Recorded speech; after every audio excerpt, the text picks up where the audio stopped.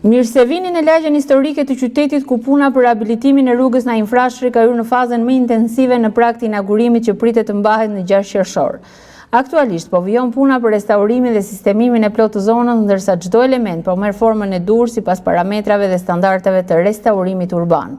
Punojësit dhe specialistët janë angazhuar që çdo detaj, nga rikonstruksioni fasadave deri tek harmonizimi i ngjyrave, do të japin identitet lagjes historike. Në të gjithë segmentin po realizohet lyerja e fasadave të banesave me ngjyra të ngrohta të përzgjedhura posaçërisht për të përshtatur arkitekturës tradicionale të zonës, ndërkohë godinat e mëdha trekatëshe do të dominojnë me kombinimin elegant të ngjyrës gri dhe të bardhë, duke krijuar një pamje moderne por njëkohësisht të ruajtur në frymën historike të lagjes.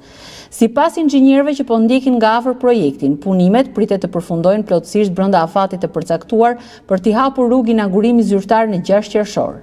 Ata theksojnë se ritmi i punimeve është rritur ndjeshëm ditët e fundit për të garantuar cilësi dhe përfundim në kohë të çdo detajit të projektit.